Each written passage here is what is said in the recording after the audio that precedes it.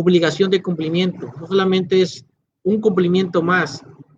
Si bien es cierto, tenemos que hacerlos y caemos en diversos supuestos que nos menciona la ley, pero sí quisiera yo recomendarles que ocupemos esta metodología, esta técnica para temas de evaluación de negocios, para temas de evaluación de operaciones, específicamente en un tema casuístico, ya que esto de un punto de vista financiero nos va a dar mucha luz para determinar estrategias económicas, estrategias financieras, que hoy en día, dada la crisis que vivimos actualmente, es necesario determinar bien cómo estamos operando, sobre todo en empresas que se van segmentando cada día y que a veces se van estratificando diferentes giros, pero que al final es un todo, y esto es con fines de eliminar cargas administrativas principalmente, y es muy interesante, y quiero comentar con ustedes, sé que es de común denominador el conocimiento básico de lo que es una parte relacionada, pero tenemos que remontarnos ya desde la Primera Guerra Mundial, al finales de la Primera Guerra Mundial,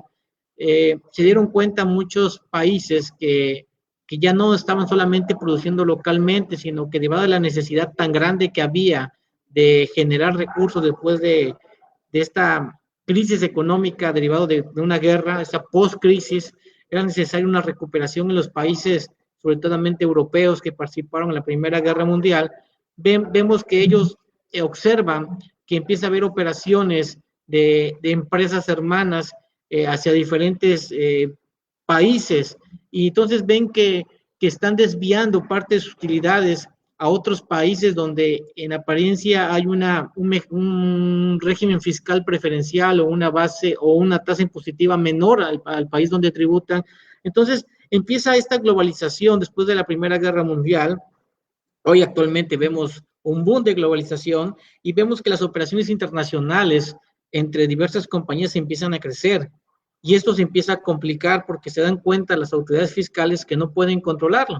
Si bien es cierto, en materia de comercio exterior, en materia aduanera, es el primero que empieza a mandar alertas de lo que está pasando, que son empresas hermanas que están en diferentes países distintos y se está yendo ciertos productos, mercancías o parte del suministro de la cadena de valor a otros países. Entonces se vuelve algo complicado.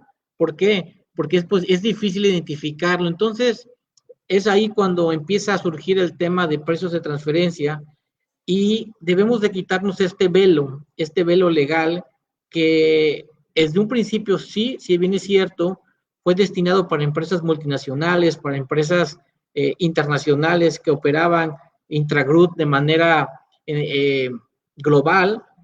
Tenemos que entender que también en nuestra ley doméstica o en nuestro país interno de cada país, en nuestras regiones internas, se realizan también operaciones de partes relacionadas. Debemos de entender que la OCDE es el primero que empieza a marcar o empieza a señalizar esta importante caracterización de los precios de transferencia, y empieza a emitir ciertos criterios que se convierten en guías, ciertos conceptos que hasta hoy día permanecen y se han quedado. Y ellos lo que decían y recomendaban es que las operaciones tenían que realizarse siempre pegadas al principio de plena competencia. Es decir, yo reconozco que ustedes puedan tener otra empresa, una base en Alemania, y pueden tener una empresa a lo mejor subsidiaria o una empresa hermana a lo mejor en España, o una empresa en Latinoamérica, una empresa en Canadá. O sea, no podemos restringir el comercio porque hay una libertad de comercio que emana, y es un principio universal, inclusive un principio de derecho humano, que reconoce también nuestra propia Constitución en el artículo 5, que establece que hay una libertad de comercio y que podemos dedicarnos con libertad a cualquier actividad siempre y cuando su fin sea lícito. Y eso es muy importante entenderlo, porque está hablando de una economía de opción. Pero aquí lo importante es que todo tiene que estar sesgado y acotado al principio de plena competencia, lo que se conoce como arm's length principle, que es hombro a hombro. Es decir, estamos pegados, estamos juntos, estamos hombro a hombro, pero somos diferentes. Juntos, pero separados. Y esto tiene que ver mucho con la OSD, porque a partir de ahí nos establece que dos entidades pueden estar asociadas, se pueden relacionar de manera comercial o de manera financiera, pero tienen que acordar condiciones como si realizaran de manera independiente. Dice, yo estoy de acuerdo que tú le vendas a otra empresa que sea parte de tu grupo, en el cual tú puedes tener un control, puedes tener acciones o puedes ser parte de su administración, pero siempre y cuando respétame que la operación que tú hagas con ese tercero hermano, por así llamarlo, sea de manera igual como si fuera con un independiente. Así como le vendes a B, a C, a D, ese mismo valor le tienes que vender a A. No tienes por qué preferenciar tus precios, porque muchas veces la utilidad se cargaba más en un país de baja imposición fiscal, entonces empezaron a crear muchas estrategias allá en el año 90 y tantos, dieron cuenta que las empresas veían como oportunidades, por ejemplo, sabemos que en China la mano de obra era mucho más barata, entonces decían, si yo me dedico a hacer refrigeradores y a lo mejor mi sede está en Alemania, entonces yo hago todo mi diseño, mi estrategia, mi layout de fabricación, lo hago en Alemania, pero, pero me conviene más armar en China y me conviene más ensamblar después, lo voy ensamblando a lo mejor en la India, porque así realmente hay empresas que se dedican a electrodomésticos que tienen en la India bases. Entonces, iban segregando su cadena de valor, su cadena, su blockchain, su cadena de suministros, la fueron segregando en diferentes países y a donde les convenía más, cargaban mayor utilidad en esa parte de la composición del proceso del ensamblaje. Entonces se empezaron a dar cuenta que estaba siendo discriminatorio el precio. Había una discriminación de precio en relación con un tercero. Entonces la autoridad dijo, está bien, tú puedes hacerlo, hay libertad, pero siempre y cuando me respetes y me garantices que hay un precio de mercado. Y ahí es ahí donde empieza a crearse toda esta metodología, todas estas guías que conocemos como precios de transferencia, para que podamos ajustar nuestros valores a mercado o poder demostrar a la autoridad que efectivamente la operación que yo llevé con mi parte relacionada fue a un precio de mercado. Ahora bien, tenemos que entender como parte relacionada aquellas personas que se relacionan para llevar a cabo una operación económica. Y hay tres características importantes que nos mencionan las guías. Las guías son muy importantes porque nos dan un criterio metodológico, nos dan reglas de carácter natural, de carácter suave. De hecho, se le conoce como un derecho suave a las guías, porque dicen, bueno, ¿qué son las guías? Tienen una naturaleza jurídica. Si bien es cierto, no hay una obligatoriedad, viene de la OECD, viene de una organización económica donde los países miembros se sujetan, pero sí es cierto, es un derecho suave. Y en este derecho suave de las guías nos dan a entender que hay tres formas en las cuales yo puedo identificar una parte relacionada. O sea, ¿cómo puedo yo saber que la operación que estoy llevando con esta empresa es parte relacionada? Hay tres características que debemos siempre identificar. Una de ellas es que si es por administración, es cuando una persona física administra varias empresas y las decisiones que toma esta persona afecta en toda la administración de todo el grupo de empresas. Esto es lo que se conoce como empresas intragroup. Es importante que yo haga un esquema de las empresas. Es como si hiciera yo un dibujo con círculos y dijera empresa A, empresa B, empresa C, y diga qué los relaciona a estas empresas entre sí, quién las administra. Si hay un tema de control de administración, entonces es una parte relacionada. La otra parte o el segundo punto en el cual yo también puedo identificar que es una parte relacionada es a través del control. Esto es cuando una persona física o moral ejerce acción directa o indirecta respecto a las decisiones que tienen un impacto monetario dentro de las demás empresas al cual pertenecen. Esto es muy común porque realmente se le conoce como tested, como cabeza. Hay una empresa que es el pater y los demás son empresas hijas o empresas satélites en las cuales ellas toman las decisiones principales de control de dinero. Una empresa cervecera lo podemos identificar claramente porque hay un grupo, por ejemplo, hay una industria muy conocida que tiene su sede en Holanda y sabemos que tiene filiales en toda parte del mundo y sabemos que estas empresas consolidan para efectos fiscales, pero hay un test, hay una cabeza en la cual emanan todo el control y direcciones sobre las cuales deben regirse. El siguiente punto por el cual también puedo identificar que estoy dentro de una parte relacionada es el capital. Entonces, Ahí son tres puntos, es administración, es control y es capital. Capital es cuando una persona física o moral realiza una inversión en su patrimonio de otra empresa en un porcentaje mayor del 50%. Rogelio, ¿Sí? fíjate que eso que mencionas es importante. En México siempre nos vamos por lo que dice el 179 de renta. Sí, ¿Sí? pero estás hablando en relación con esa parte de cómo se determina lo que es una parte relacionada. ¿En México realmente cumplimos con todo esto, Rogel? Es una buena pregunta. Yo quiero decirte algo dentro de mi opinión.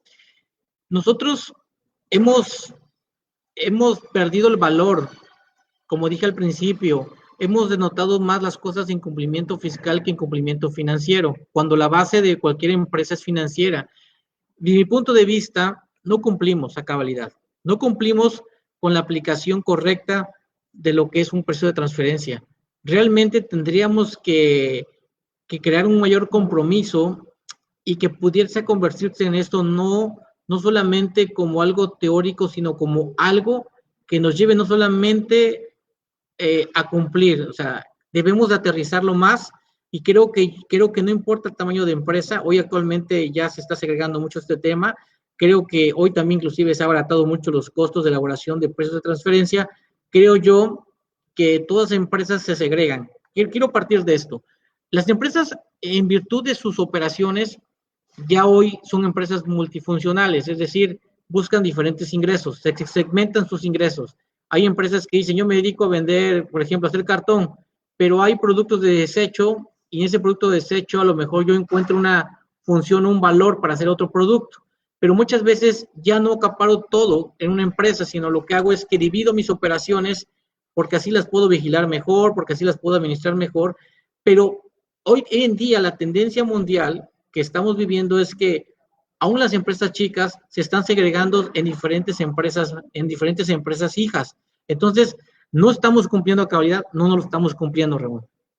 Ok, sí te comentaba eso porque, por ejemplo, la autoridad de hace 2, 3 años ha querido vincular, que es las partes relacionadas en México, y por eso ha puesto los avisos de socios o accionistas, ¿no? Que es actualmente lo que esperan cruzar para ver las transferencias de recursos que existen entre empresas, como tú lo comentas, para bajar utilidades y ver dónde le conviene más estar operando. Entonces, Rogelio, como bien comentas sobre lo que es una parte relacionada, ¿qué obligaciones hay? Estás hablando del estudio de precio de transferencia, por ejemplo.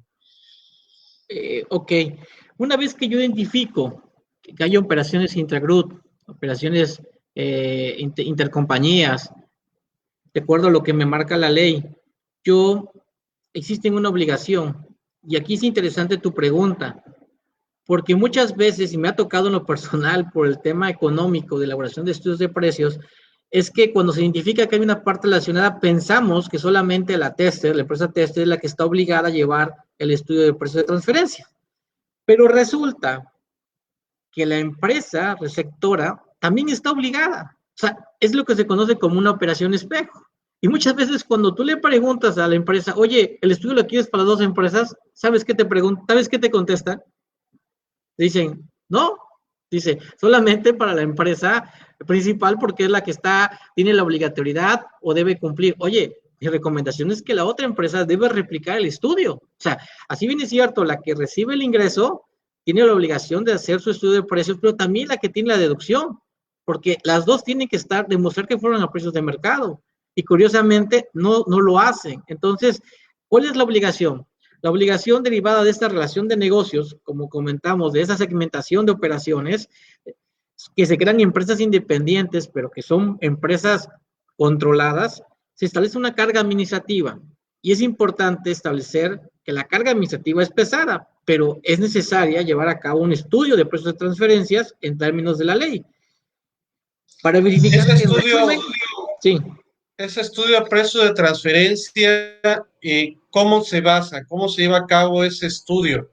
muy bien. En base a cómo se desarrolla el estudio de precio de transferencia y en tu experiencia, ¿qué tanto revisa la autoridad un estudio de precios de transferencia? Porque también tiene impacto por ejemplo, los que se dictaminan fiscalmente todavía al día de hoy, y ante una revisión por parte de la autoridad que pudiera determinar ahí diferencias en sus declaraciones.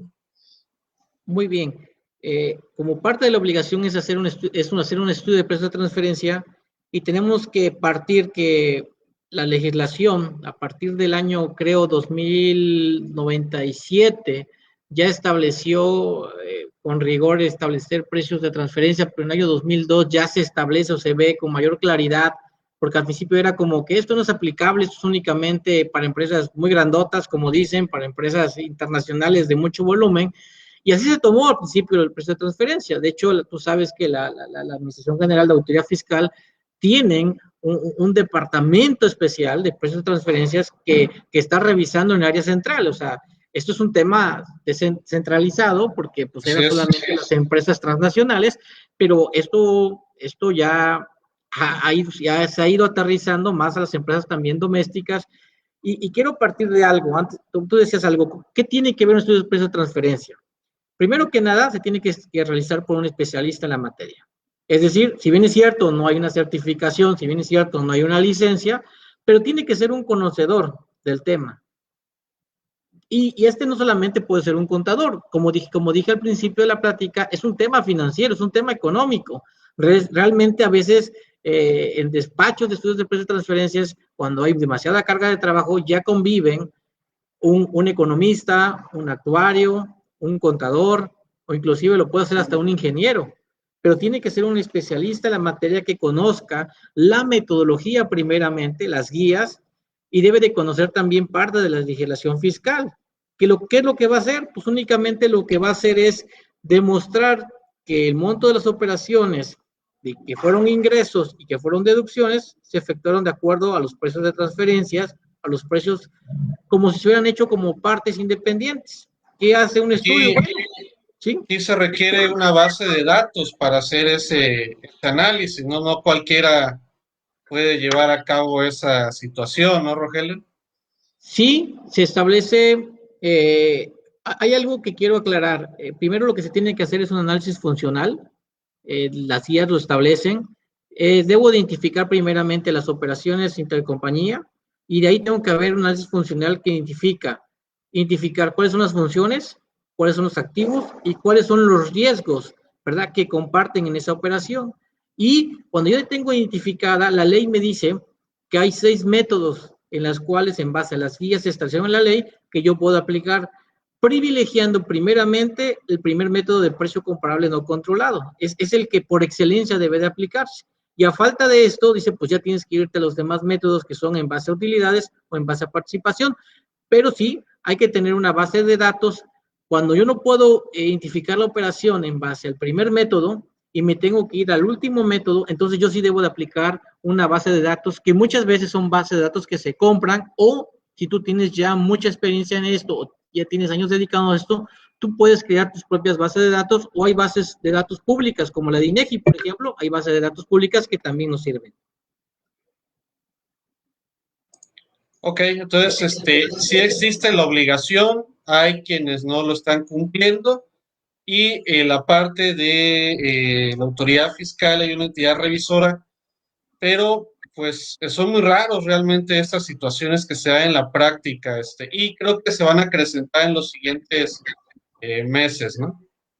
Tú me haces una pregunta que si mi experiencia he visto que esto lo revisan, te puedo decir que solamente en empresas que son extranjeras, que tienen operaciones con empresas hermanas en extranjera, con ciertos volúmenes, sí te requieren, y sobre todo, ¿sabes quién te revisa más? Por ejemplo, Estados Unidos. Estados Unidos es más común que te mande a llamar a revisarte un estudio de precios de transferencias que inclusive México. Pero hemos notado que para efectos de empresas que piden devoluciones, es algo que yo he visto en lo personal, no sé en tu experiencia, si tú también lo has logrado ver, ya están pidiendo, ¿verdad?, que anexen a la solicitud de devoluciones, ya cuando hay una solventación de información, un requerimiento de información adicional, piden ya un estudio de precios de transferencia, porque muchas veces detectan que las operaciones que están llevando, en las cuales están soltando IVA, es a través de empresas hermanas o empresas del mismo grupo. Entonces, sí te piden ya el estudio. No me ha tocado que en emisiones locales manden llamar al especialista un tema de revisión como lo que eran los dictámenes fiscales, la revisión de papeles de trabajo al control público registrado, pero sí al área central, en ciertas empresas con niveles importantes de ingresos, sí los mandan a llamar. Sí, porque aquí el problema en México, como bien comentas, es que primero las empresas sepan o algunas ocultan que son parte relacionada. Nos vemos en las anuales, Rogelio, que dice operaciones con parte relacionada. No, yo no soy parte relacionada, ¿no? Pero vemos que hay empresas de grupos familiares, empresas que se ejerce control, y entonces uno diría, uy, sí, son una parte relacionada, no son cooperaciones extranjeras, son operaciones nacionales, ¿sí? Pero creo que ahí no hay esa situación de, ¿cómo No llevar, hay una cómo cultura, decir?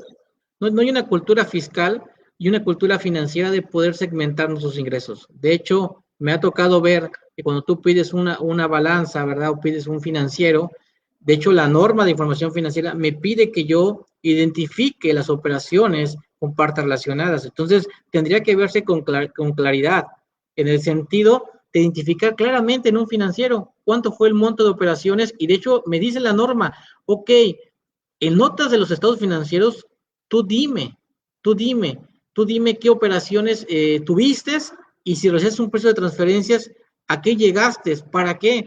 Para cuando tú hagas el ajuste, si es que hubo un ajuste, también lo puedas identificar y cómo se afectó la operación. Entonces, no hay una cultura fiscal, no hay una cultura financiera, simplemente desde ¿te acuerdas que estaba el formato que era antes por máquina? Ya decía inclusive dos partes, como tú me mencionas, en estados resultados, ¿no? Parte relacionadas, ¿verdad? Y parte ingresos recurrentes o normales propios, pero realmente ve el contador esto y no lo llena, o sea, no tiene cuidado cuando vemos que actualmente las empresas familiares, como tú bien comentas, constantemente están segregándose en empresas satélites, es decir, el abuelo creó una empresa, le da una oportunidad a los hijos y el hijo le dice, ahora te dedicas tú al flete y viene el nieto, no, pues tú te dedicas a otra parte del segmento del negocio y viene otro nieto, ahora tú te dedicas a hacer esto y es común, está siendo muy corriente esta moda económica de crear empresas familiares. De hecho, tú sabes que lo que sostiene la economía mexicana son empresas familiares, son las famosas micropymes o las pymes familiares, y realmente el tema es que no tienen una estructura y no hay una sinergia económica de valoración. Para mí es muy importante, mira, inclusive es un tema muy apasionante, porque tú puedes determinar financieramente y puedes manejar tus márgenes de utilidades en base a un sistema de método que es el cost plus o costo adicionado. Las empresas cerveceras, tú sabes que a veces ellos también ya agarraron otra parte del segmento que es el flete, ¿no? Un ejemplo, o las empresas refresqueras, cerveceras, las empresas transportistas son del mismo grupo, pero ellos cuando tienen que contratar hacen un estudio económico y sabes que el costo de ir a Quintana Roo, por ejemplo, de Orizaba a Quintana Roo, donde está una cervecera, pues el costo es tanto. Yo le adiciono la utilidad que debe llevar, ¿sí? Yo quiero que mi proveedor gane un 15%. Entonces, él te da una tarifa y te dice, el flete vale tanto. Oye, es que no me da económicamente. No, sí te da porque yo hice un análisis de los costos tuyos y yo identifico que tus costos son tantos, más te dejo un 15%. Entonces, hoy las empresas grandes están manejando o manipulando o controlando las utilidades de los terceros. De hecho, si cualquier empresa quiere trabajar con estas empresas corporativas, te das cuenta que estás limitado. Si tú no eres eficiente, no puedes hacer muchas cosas. Pero sí es importante que esta herramienta te va a ayudar a ser muy productivo, porque tú vas a medirte con otras empresas. O sea, yo me debo de medir en base a mis funciones y activos y riesgos, y no importando en montos, Ramón, porque muchas veces vemos un estado financiero de información pública y no, pues cómo voy a comparar con una empresa que son miles, millones de dólares, pero no, eso no tiene nada que ver. Al final lo que tú comparas son porcentajes, no números. O sea, cuánto costea o cuánto representa el costo, ¿verdad? Por ejemplo, un ejemplo en flete respecto a ingresos, pues es el mismo porcentaje que yo debo representarme o en mantenimiento. Entonces es ahí donde perdemos la visión y perdemos ese seguimiento y debemos asesorar correctamente a nuestros clientes de que es necesario realizar esto, no solamente para efectos fiscales, sino también para tener una salud financiera. Es correcto, Rogelio. Y fíjate que, digo, a Rogelio lo invitamos hoy porque es experto en precio de transferencia. Eh, Y yo le estaba comentando, oye, ¿tú cómo ves que se haya incluido dentro del tema de los esquemas reportables, todo eso que está platicando Rogelio, ciertas operaciones entre partes relacionadas? Ahorita con la entrada de los esquemas reportables, consideran en algunos casos que si se realizan operaciones entre partes relacionadas, son esquemas reportables. ¿Tú qué opinas al respecto de esto, Rogelio? Digo, hay unos que se diversifican dentro de lo que son esquemas reportables, operaciones entre partes relacionadas. Por ejemplo, enajenación de bienes de activos fijos que ya están deducidos en una parte relacionada y se enajenan a otra. ¿Sí? Por ejemplo, ahí es otro esquema reportable.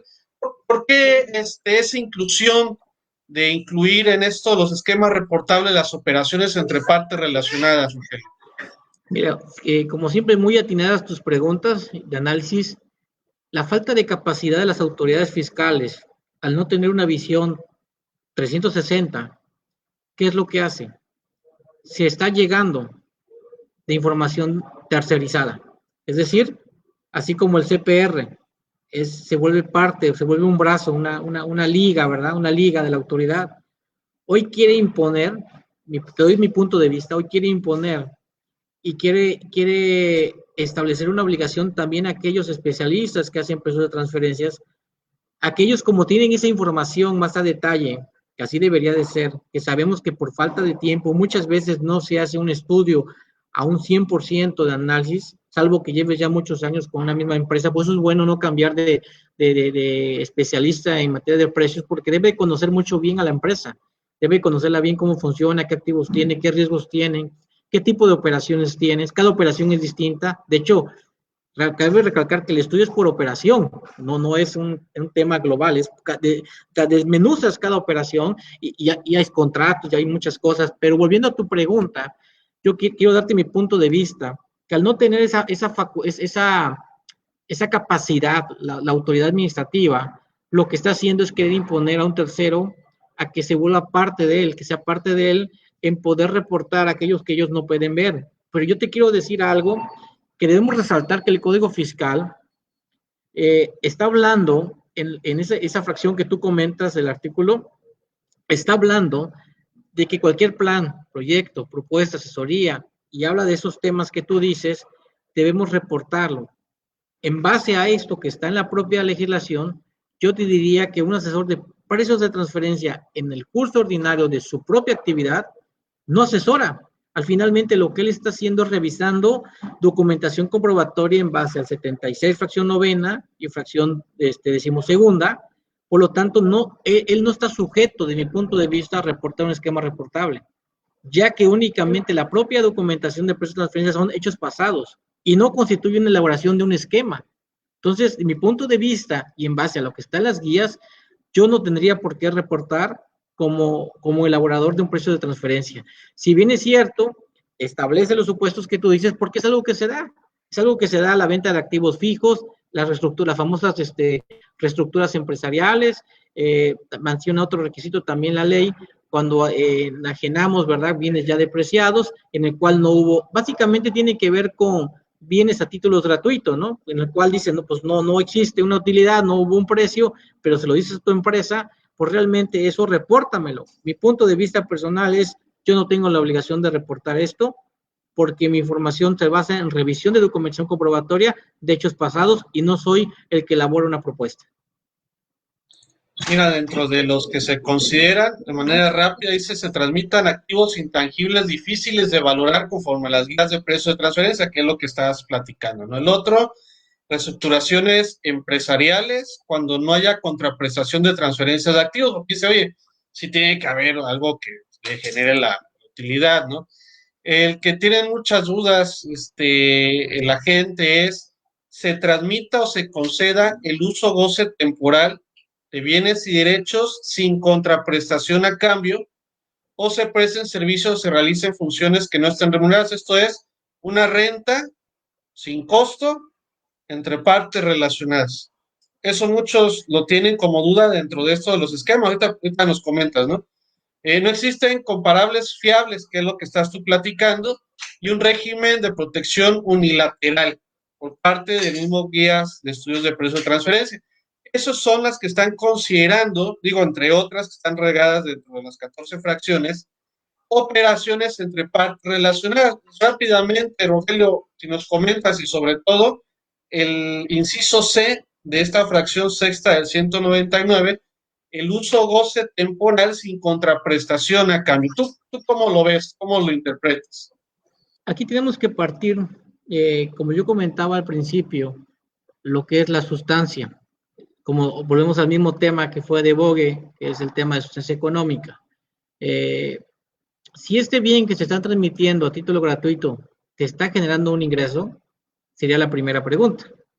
A lo mejor tú me estás dando en comodato, me estás dando una maquinaria que tú tienes ociosa, porque también algo que yo no estoy de acuerdo es que la materia fiscal pierde de vista la materia económica. Hay un tema muy interesante que se llama economía de opción y que viene desde el año 1950 y tantos, esa doctrina que nace de un español, porque te dice, si bien es cierto, lo que busca el precio de transferencia es que tú no erosiones la base fiscal, o sea, que tú no te aproveches, pero pierde de vista que hay un derecho inalienable que es escoger la mejor economía que mejor satisfaga los intereses constitutivos de una empresa o económicos de una empresa.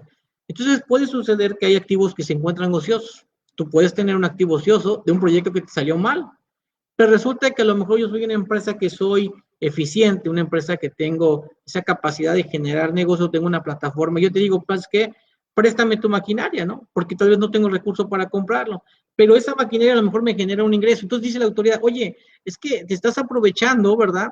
Y no le estás reportando un ingreso por esa transmisión de la propiedad, por esta transmisión del uso-goce. Y aquí es donde vienen los problemas. Tú hablabas de un tema de renta. Muchas veces apenas la empresa va a empezar y dice, no, pues yo pongo el local, que empiecen a trabajar en el local, pero también soy socio. Es como lo que se le conocía como una aportación industrial, ¿recuerdas, no? Que muchas veces si yo no tengo dinero, las sociedades en nombre colectivo así funcionaban, que también fueron satanizadas en gran manera por parte de la autoridad y tantas cosas que la autoridad ha satanizado incorrectamente, viéndose de un punto de vista que todo es evasión, pero cuando muchas veces tiene que procurar más el crecimiento económico, o sea, las cooperativas, sea nombre colectivo, y es algo que yo disto mucho, porque muchas veces me pasó una situación de un caso, hay una empresa multinacional que tenía necesidad de una bodega, entonces me llega a mí la opinión y me dice, oye, pues es que la empresa licitó para construir una bodega en el terreno cerca de la empresa y yo tengo el terreno, pero yo no tengo dinero para construir. Y dice el otro, no, pues yo tengo la capacidad de construir, pero no tengo la capacidad para comprarte el terreno. Oye, ¿por qué no mejor se asocian entre ustedes? Tú pones el terreno y hacen una asociación conjunta sobre este negocio. Tú transmítele, ¿no? Esta propiedad y vamos a crear una renta y entonces creas un esquema más que nada económico, nunca en fin es cómo evadir al fisco. Y entonces, ¿qué dice la autoridad? Oye, esto repórtamelo, oye, pero esto hubo un beneficio económico, por lo tanto, hazme un análisis y cuánto cuesta una renta a precio de mercado y genérale un ingreso ficto. Y la pregunta es, ok, tú puedes generar ingresos fictos de muchas maneras. Y ahora la pregunta es, ¿con qué lo vas a pagar? Si apenas es un proyecto de recuperación de 15 años, entonces estás castigando más que erosionar la base fiscal, estás erosionando tu base económica de crecimiento. Entonces resulta que por eso las pequeñas empresas o las micropymes no pueden crecer. Otro tema muy interesante son las cooperativas. Por ejemplo, los pesqueros, ¿no? En Alvarado, por ejemplo, de repente vemos a los lancheros y de repente ellos necesitan combustible para poder mover los motores de esas lanchas y muchas veces puede generarse un tema cooperativo y a lo mejor alguien, no cada lanchero va a tener una camioneta, ¿verdad? O va a tener un garrafón, cuando puedes crear un centro de servicios compartidos que hoy en tema económico internacional está de bogue y es lo que la empresa recomienda para poder disminuir cargas administrativas, compartimos gastos. Pero ¿qué dicen? No, como es a título gratuito, oye, no, pero como están asociados, pero como hay un régimen jurídico, entonces repórtalo y también haz un estudio de precio de transferencia y págame el impuesto. Para mí, desde un punto de vista personal, debemos privilegiar más lo económico que lo fiscal. Sí, el problema, como comentas, esto de la economía de opción no es nuevo, pero apenas en México se está tomando con esto del 5A de la razón de negocios, que es una de las causales que se va a detonar más adelante, Rogelio, estas revisiones, y el tema de economía de adopción, que no está en el texto del 5A, pero sí está dentro de la exposición de motivos, o sea, ya va caminando esto poco a poco, pues será algo muy importante lo que comentas, el por qué se realizó esta operación, ¿no? Y acá, mira todo lo que hay que mandar nada más de esto, ¿no? La regla 221.12. Sí, mira, oye, es de Correcto. lo de las rentas, ¿sí? Y dame un diagrama de la propuesta, Correcto. antecedentes del esquema, argumentos jurídicos. Económicos. Señala, señala detalladamente las operaciones que se van a transmitir en uso goce. ¿Quiénes son los que se van a beneficiar? Luego, si es por la implementación, ¿con quiénes auxiliaron de ese esquema? ¿Cómo se celebró el contrato entre partes relacionadas? La secuencia de operaciones. Y ahora, si es personalizado, aparte, la fecha exacta de la operación, los contribuyentes beneficiados, datos de las personas que transmiten o transmitirán el uso goce, que lo que estabas tú comentando, los datos de las personas que van a recibir esta contraprestación, quiénes son los que no van a tener esta remuneración, datos de las personas que beneficiarán de esta no remuneración, luego bienes o derechos respectos. ¿Cuáles son los bienes? El país, valor estimado, fecha de transmisión, indicar la razón de negocios y motivos por los que no hay o no habrá contraprestación. Es lo que estamos ahorita subrayando, ¿no? El tema de economía de adopción, eso creo que es clave para el envío, ¿no? Y luego dice información de los servicios que se prestan. Indícame qué servicio, país, en qué consiste, valor estimado de la remuneración, fecha de la prestación y nuevamente, indícame la razón de negocios y motivos por los cuales no hay o no habrá remuneración. Y no acaba, señalar si el hecho de transmitir esto del uso goce sin que haya esta remuneración a una parte relacionada, identifícame los beneficios del contrato. En caso que el asesor fiscal o el contribuyente no cuente con información que declara bajo protesta de decir verdad. Entonces, eso es para identificar nada más ese inciso C de la fracción C esta del 199. Tú lo puedes hacer, Rogelio. O sea, tú lo puedes hacer, pero dice la autoridad, envíame la información. Todo eso que estamos comentando de manera rápida, que es todo un trabajo a detalle, ¿sí? Envíame. Creo que está yendo más allá la regla que lo que establece el mismo esquema reportables y creo que también con Es la que estás, situación de las guías como es tal, que, ¿no? es que sabes que estás dando tu know-how y eso tiene un valor. Imagínate una empresa que tenga una patente de algo y le quiera dar a título gratuito o algo, le estás dando tu know-how. Y eso es algo que tiene atenta ya contra la privacidad y a cuanto a la capacidad de oportunidad que tiene cada empresa.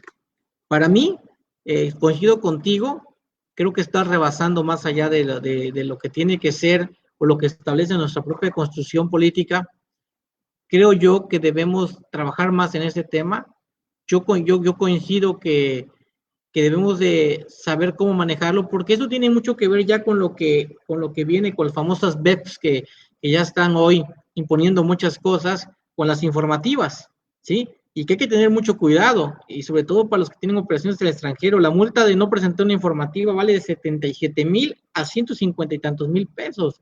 Entonces, cada día hay una carga administrativa mayor a las empresas, y esto es muy complejo, porque tendrías que entrar inclusive hasta un estudio actuarial para una proyección financiera de cuánto te va a dejar en determinado tiempo de ingreso el aprovechamiento de su uso temporal. Y yo voy a más allá. Y si no lo llega a hacer, ¿qué te va a decir la autoridad?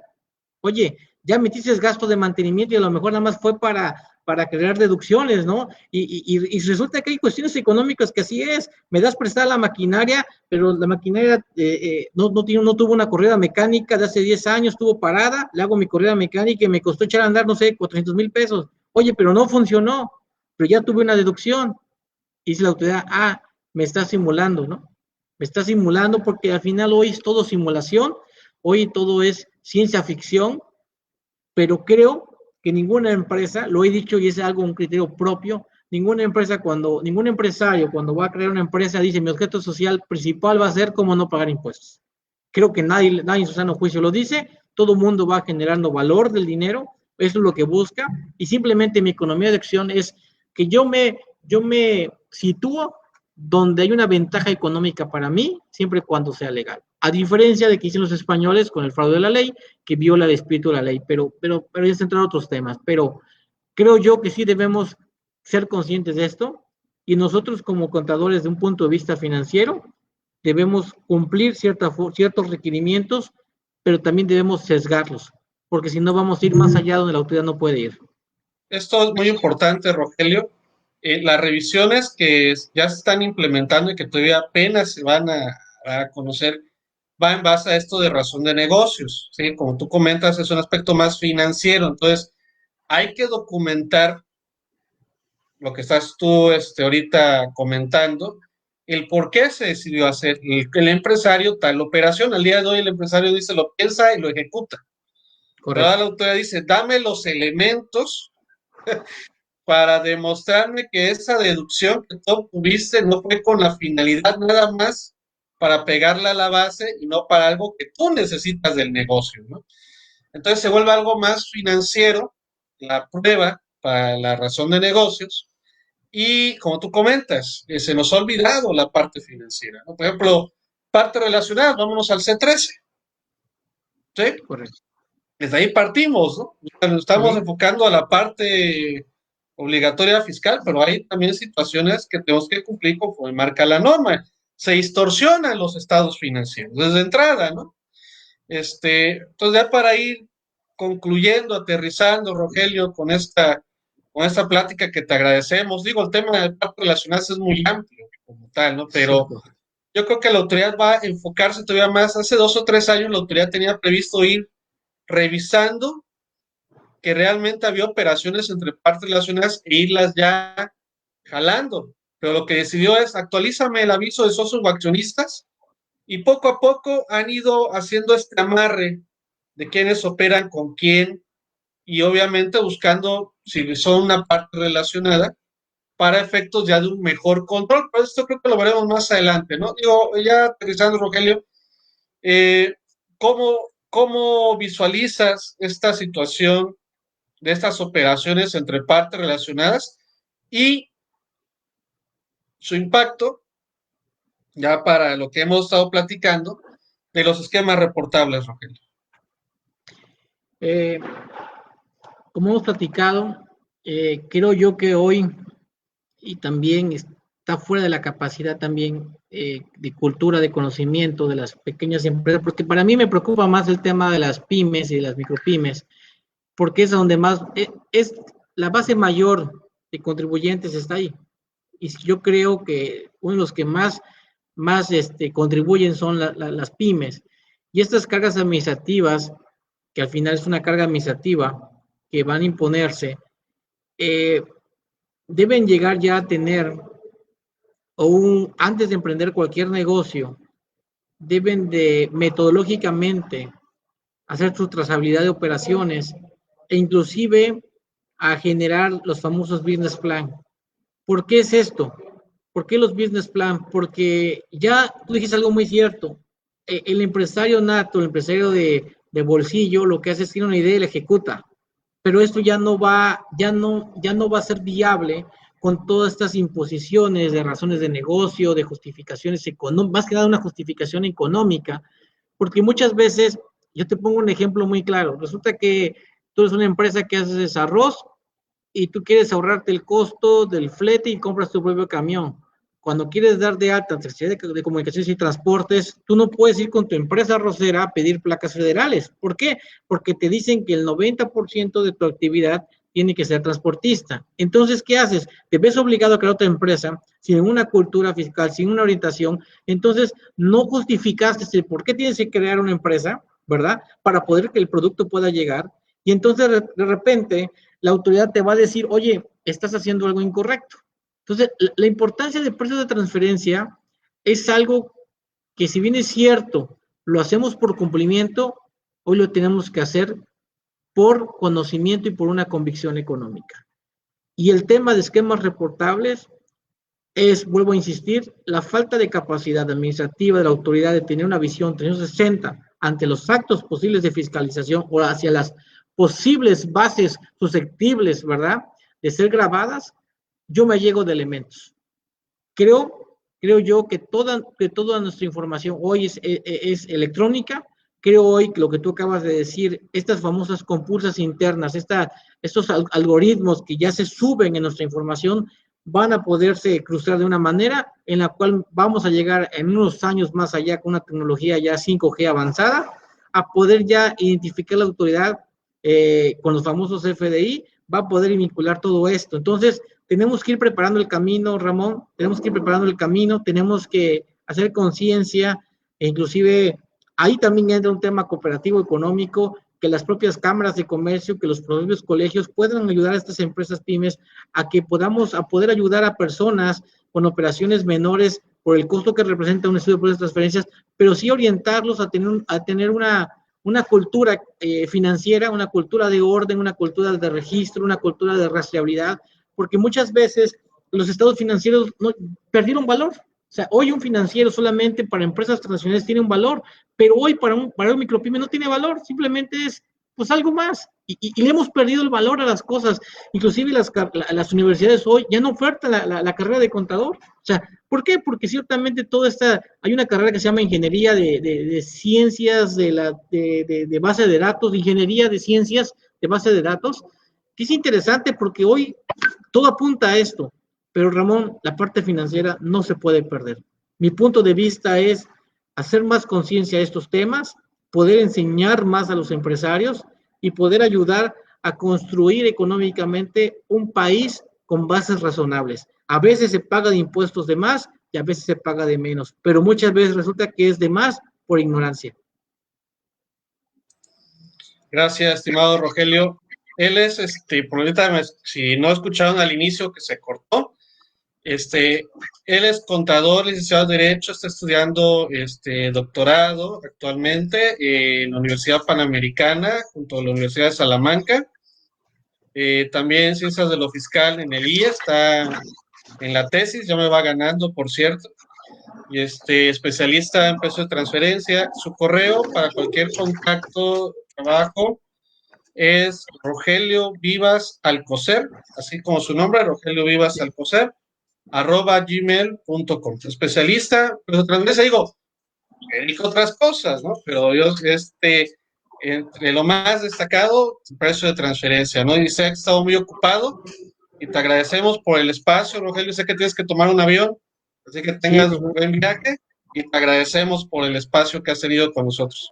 No, Ramón, un gusto. Esto da para muchas cosas más. Sé que solamente fue como un pequeño aperitivo. Es un tema muy apasionante y vuelvo a insistir, no dejemos a un lado el seguir aprendiendo financieramente.